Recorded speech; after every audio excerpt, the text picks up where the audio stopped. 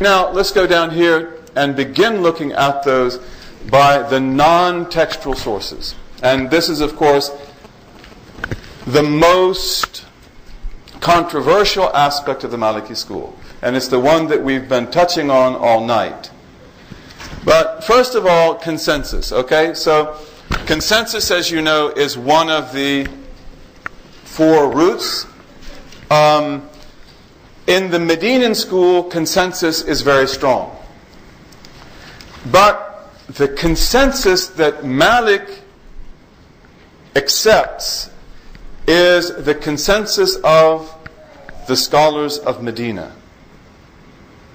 So, a consensus that goes beyond that, he doesn't really attend to. And if he were taken to account for that, he would say that, well, if you believe in the consensus of all Muslim scholars, what they call the consensus of the Ummah, then we are definitely part of that Ummah. So therefore, there would be nothing that we agreed on in Medina that would not be part of that consensus, right? It's only that this one's a little bit different. Which would be broader? The consensus of the nation, the Ummah, or the consensus of Medina? Which would be broader in terms of being, having more content? Yes. Nope. Medina, right. Because in the nation, there will be things that are not agreed upon in Medina, right? But let's say that in the Ummah, they agree that, let's say something really easy, that there are 5 prayers a day. Everybody agrees on that. Okay, well, in Medina, they're going to agree on that too. But let's say that there is a consensus in Medina that you don't pay zakat on onions. That there's no alms tax to be taken in spinach and onions and lettuce and so forth. Well, that will be the consensus of Medina, and they do have that. And most Sunnis hold that position, but in Kufa they don't hold that position. So that wouldn't be part of the consensus of the Ummah, but it would be part of the consensus of Medina. And which of these would be easier to determine? Of that of the scholars. Of Medina, right. Because Malik knows who the scholars are in Medina, and he knows who their scholars were before them. He doesn't know who's out there in Khorasan, in Central Asia, or who might be in Spain. And they're not, also, they don't have telephones, they don't have, they can't just send them a letter. So Imam Malik would say that essentially the consensus of the Ummah is non-functional for me. And it's non-functional for you too. Because how in the world do you know what they agree on? We don't get together every year. We don't have a journal called the Consensus Journal that we put out an issue every year. Guess what? He did finally agree. We've got consensus. We don't have that. So again, the consensus of Medina is very important for Malik, but it's also very pragmatic because of the fact that he knows what that is. He knows for a fact we agree on this. Now, the most important non-textual source for Malik is the practice of Medina, the amal of Medina. Sometimes it's called the established practice of Medina. Again, which is the broader category? The practice of Medina or the consensus of Medina?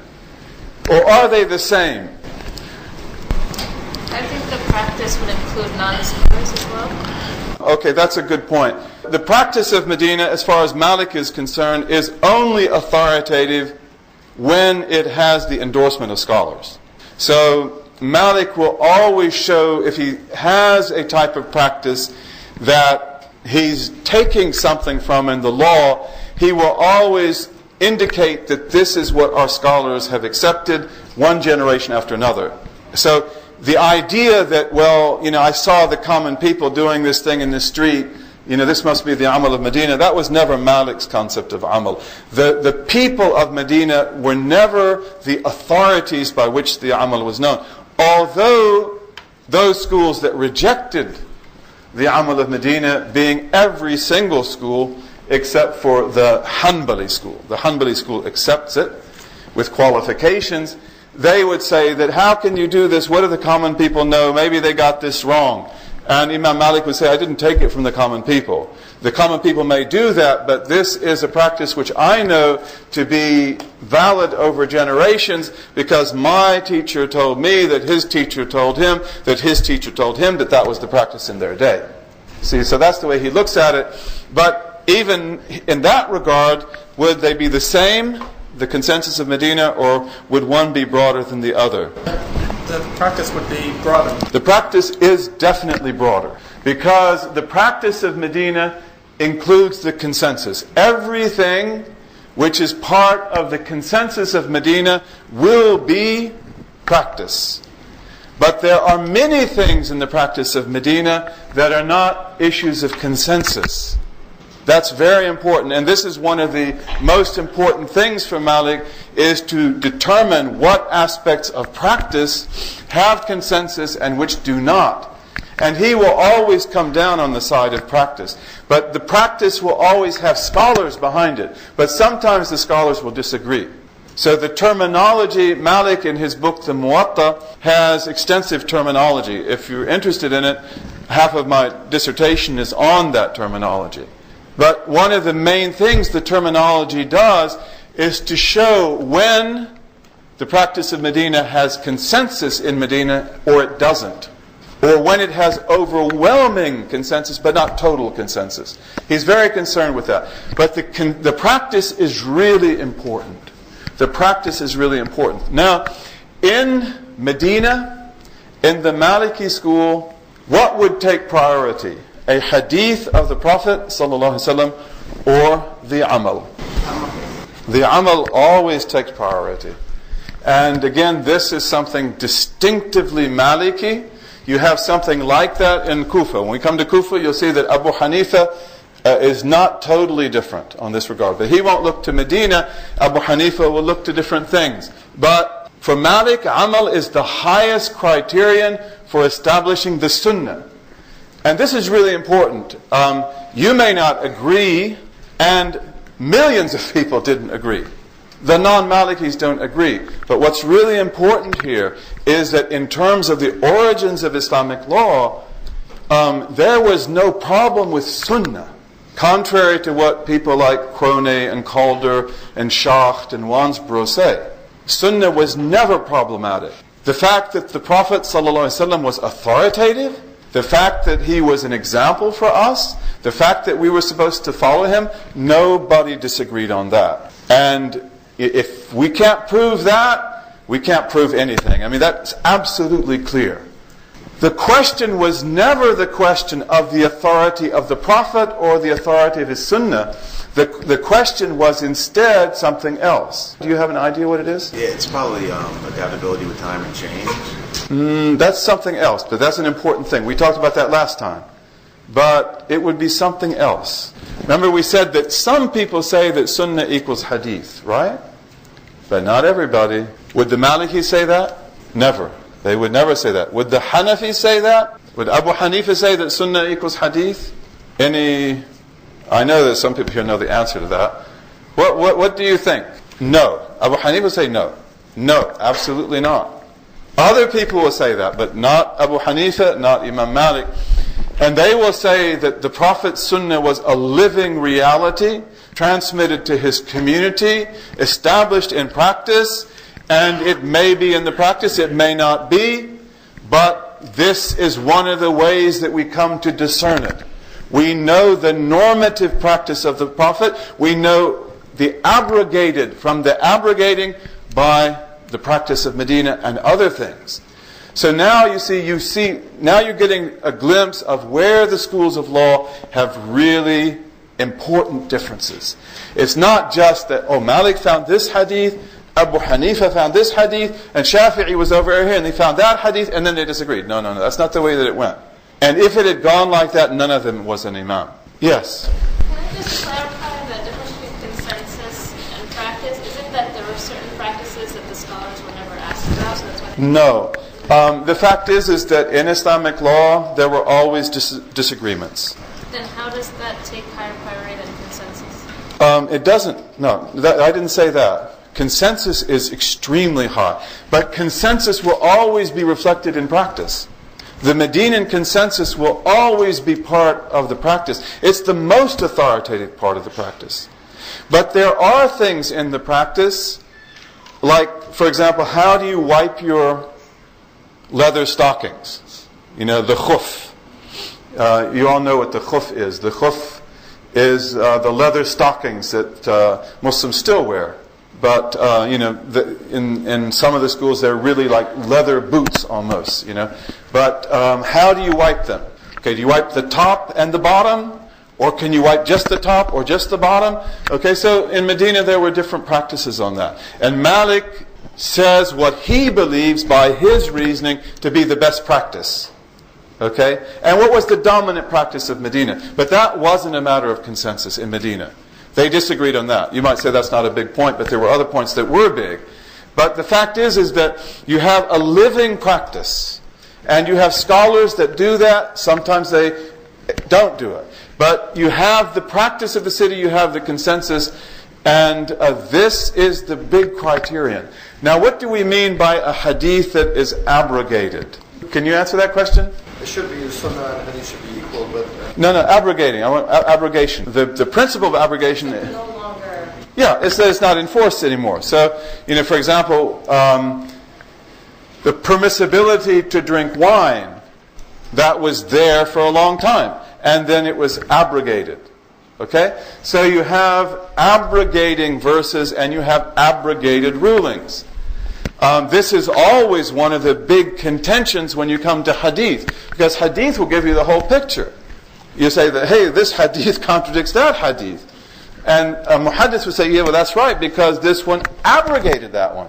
You say, well, how did you know? And he has different ways. But in Medina, they would say, we know that by the practice. Because the practice is going to be what abrogates. It's not what is abrogated. And the practice specifies. The practice determines. They would also say that some of the things the Prophet did, sallallahu alaihi wasallam, were really just for him. Or for maybe very spiritual people in his community.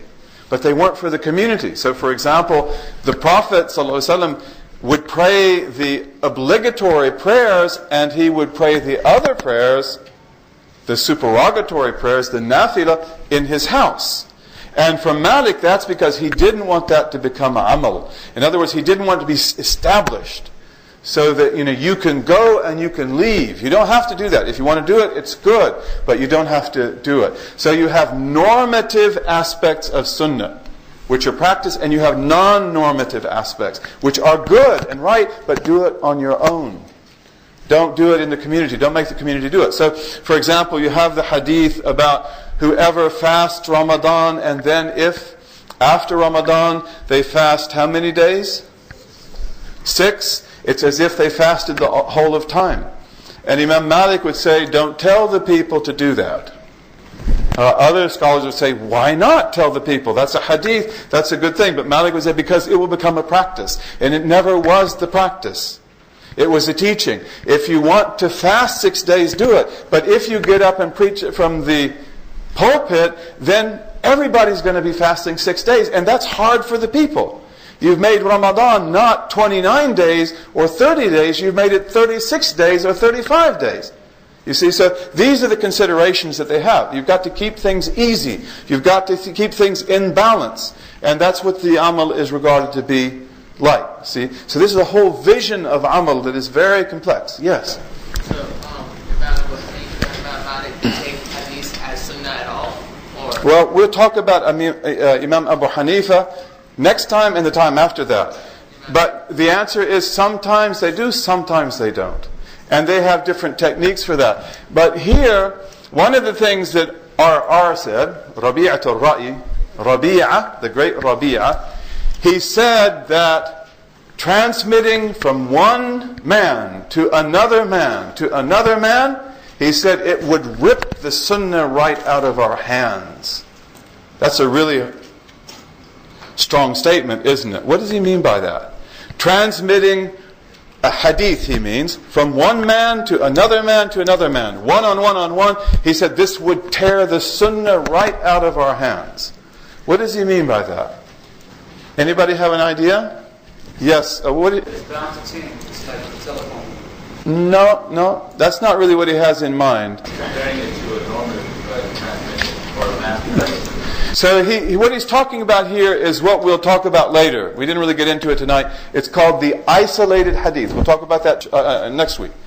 The isolated hadith. The isolated hadith can be completely authentic, but the isolated hadith is a hadith that comes down by one narrow chain of transmission. That's distinct ahad. That is ahad.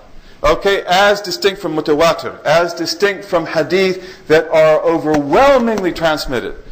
Let's say, for example, Man qala la ilaha illallah dakhal al-jannah. Whoever says there is no God but God goes to paradise. That is one of the most mutawatir hadith of all. It's transmitted, by how many people, how many times? I have no idea. But, if you look at any hadith collection, you'll find it time and time and time again. That's mutawatir. No question about the fact that the Prophet said that. No question about the fact that that's really important also. Then you have other hadith which are isolated. And for Malik and for Abu Hanifa, this partially answers your question. The isolated hadith, the ahad hadith, is really problematic. Sometimes because they doubt authenticity, but not usually for that reason. Usually because of the fact that they don't know what it means, where it goes, where it fits in. For example, this is an isolated hadith that the Prophet ﷺ said that you cannot sell dates, when they're in the treetops of the date palms, until they begin to ripen. And that would mean until they begin to grow red, or maybe yellow. You have two types of dates. Some of them turn yellow, some turns red. And they're all delicious, by the way. Very good for you too. Dates, they call dates the food of the awliya. They're really, really good for you. They're very healthy and very nourishing. But you have this hadith that you cannot sell dates when they are in the treetops until they begin to ripen. Any problem with that hadith? Many scholars will say that's the way it is. Imam Abu Hanifa has a different opinion. Imam Malik does too. Imam Malik says that only pertains to date orchards that are, as we would say, out in the sticks, that are between Mecca and Medina, that are out in the desert, an oasis. Orchards where 1 year the crop comes and another it fails. He said in Medina that doesn't apply. So in Medina I can sell you my dates right now, even though it's wintertime. Or in Iraq, I could sell them right now. Or in Egypt, certain parts of Egypt, I could sell them right now. So for some scholars this is totally arbitrary. Like, how can you get that? Because the hadith doesn't say anything about that. For Imam Malik, he says, I'm not just looking at the hadith. I have a whole tradition of Medina. We've never practiced that here. We've always practiced it outside of Medina. And the whole issue here is what? Risk. And in Medina, our date crop comes every year. Unless it's a total catastrophe in which nothing's going to go. And in Iraq and in Egypt and other date-producing lands like that, where you have thousands of trees, it comes every year. So this hadith then is specified by practice. And again, you see, this is a non-textual source. But from the standpoint of what Malik does with it, you can see that this non-textual source for him is indispensable. Indispensable. And, there are other examples of that as well. So, in all of the cities, what you do with isolated hadith, a hadith like the hadith I mentioned, which is regarded to be authentic, by the way. It's not regarded to be a fabricated hadith. But it's like, as I mentioned to you, the pictures from Turkey. Let's say we take, as we said, we have 100 photographs from Turkey, the Nawawi Foundation trip to Turkey. Let's say we take 100 photographs from Turkey. Those of us who went to Turkey, we can easily take those and say, oh, this was when we were in Konya. This is when we were, at the hot springs. This is, we were in that little town that was by there, and so forth. We can put it all in place, right? And we can say, this is the night that Azhar was talking about such and such. Right? The pictures all have meaning because we were there. But a person who hasn't got that background, it's like, well, these are nice pictures, but they don't mean very much to me.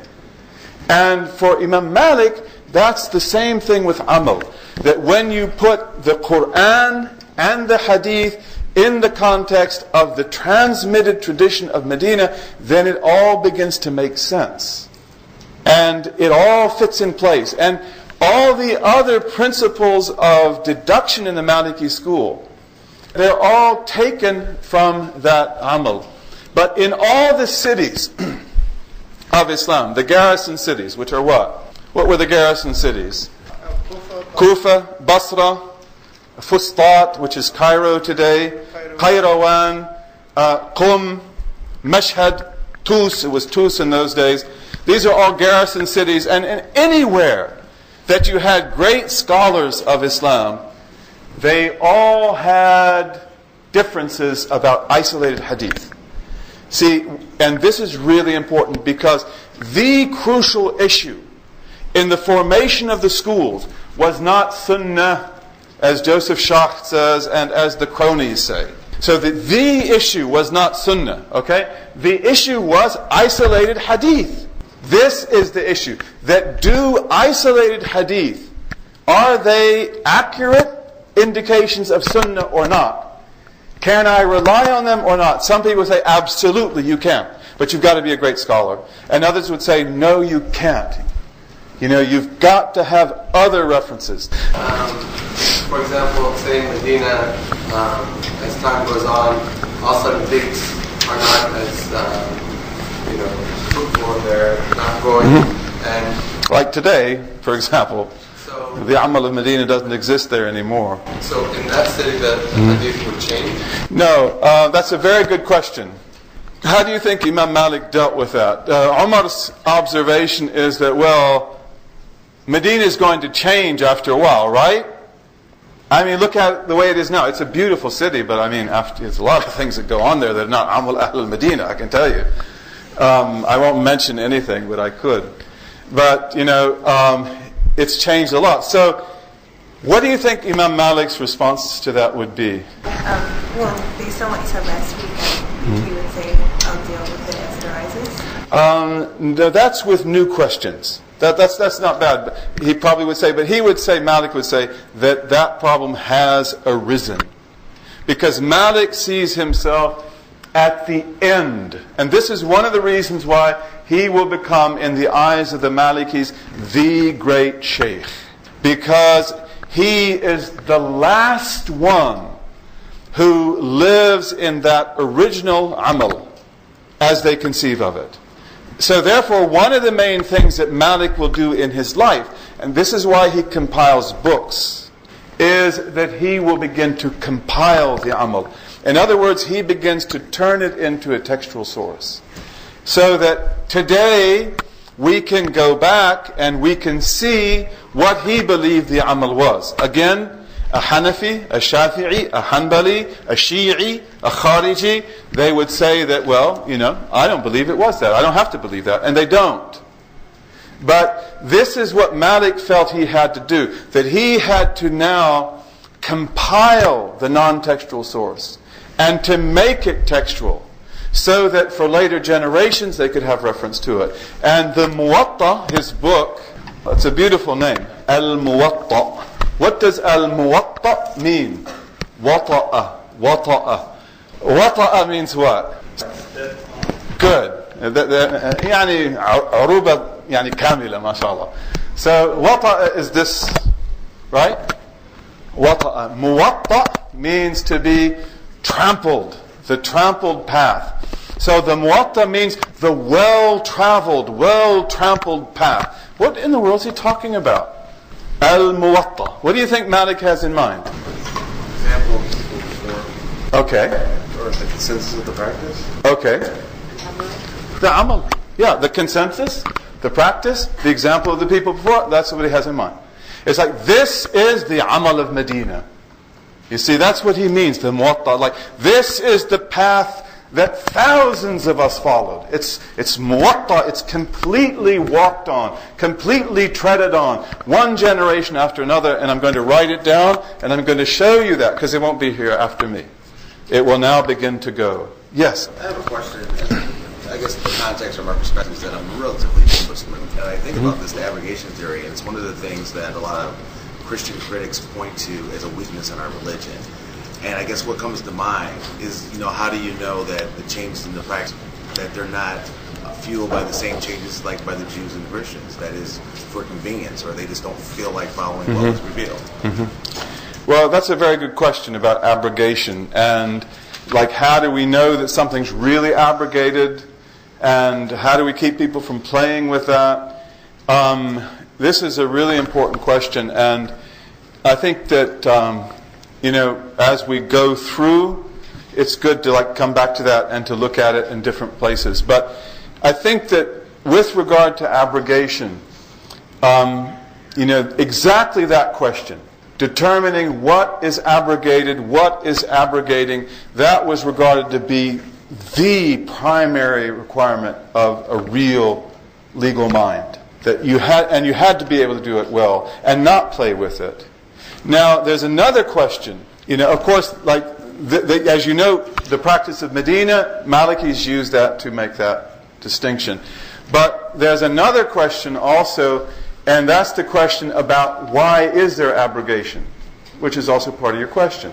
Here, we're talking about something of tremendous importance, because some legal scholars said that nothing in the law is ever abrogated forever or totally. Meaning by that things that were allowed at one time may become suitable at another time. In other words, like a Meccan situation, in a case where Muslims are oppressed, it may be appropriate for them. So people would say that, well, why was there abrogation? Of course, one of the reasons why there's abrogation and abrogating is because the law was very merciful to the people that came in. It didn't require them to make radical changes, but step by step.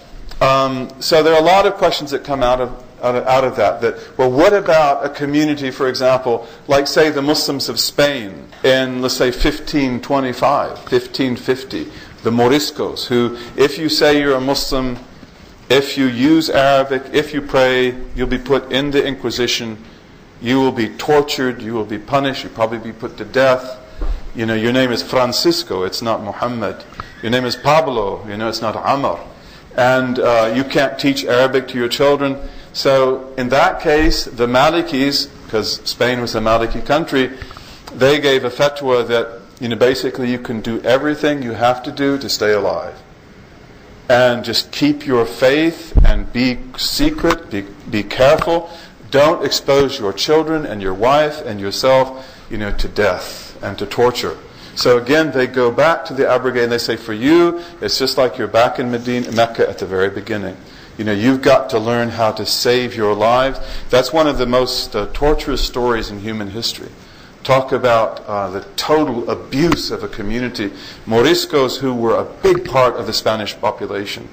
And they're the ones who built America. America was built by enslaved Africans, and America was built by enslaved Spaniards and enslaved Portuguese, who were the Moriscos. And in the United States, we had both of those. We have Moors in the United States also, like the Melungeons, the Moors of Delaware, the Moors of South Carolina, and so forth. But these enslaved people, here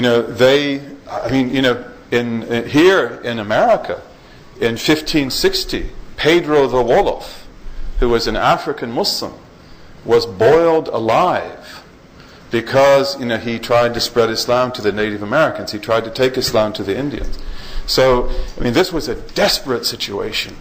And therefore, the Maliki Fuqaha, they told these people, they had fatwas they sent through Spain that, you have to protect yourselves. We will try to help you. We'll try to liberate you. Try to find a way out, but don't expose yourself to destruction. So this is a really good question, and maybe, we can come back to it as we go. Yes, Armo. Did you say that abrogation is never always? Again, that's not a nice way to put it, right? Because people might be saying that, okay, well, you know where we're going tonight, right? No, it doesn't mean that. But what it means is that there's certain wisdom, in the stages. And that, like, for example, and that's really why I brought up the case of the Moriscos, hoping you wouldn't ask the question. But, that's, the Moriscos are an example, of a people whom the fuqaha, the legal scholars, basically allowed to eat pork and to drink wine because they were required to do that. They hated to do it, by the way. In the Caliphate of Cordoba, they said, used to flow in wine, right? They drank wine, they had songs, they had about wine, it was decadent, it was wealthy, it was powerful. But in the last days of Spain, when the Muslims were totally oppressed, they developed a loathing, of pork, and of course they never ate that anyway, but pork and wine and so forth, because now it's like they had to eat that. When I was in Granada, you have lots of festivities, throughout the year, and on one of the festivities, they bring out the statue of Mary, and maybe some other ones, but mostly it's the statues of Mary. And all the churches are statues of Mary. They're very heavy. They bring them out, and although nowadays you don't have to do it, they bring the statue right by your house. I had a house that was right at the feet of the walls of Granada, and it's a really nice house, mashallah. And they bring it right, and they stop. They know I'm a Moor, right? And you're supposed to, in the old days, you have to come out and you have to kiss the statue, kiss the cross, and you have to drink a little bit of wine, and you have to eat a little bit of pork. And of course, they also hang the hams in all the grocery stores. They don't do that in the rest of Spain. But these were things so that it would be very difficult for Muslims, to conceal their identity. And that's the way that it was. But again, the Maliki response was, you people are now basically enslaved. You've been captured. You don't have any freedom. So, you have to preserve your life. And so therefore, they would say that, go back to these abrogated traditions, and you can do that now. And even though they didn't want to, but this was the only way they could do to save themselves.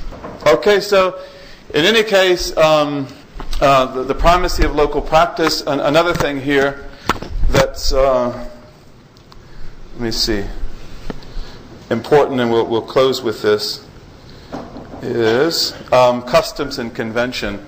Now, this is something we'll talk about a little bit more, but, Malik gives extensive authority to custom.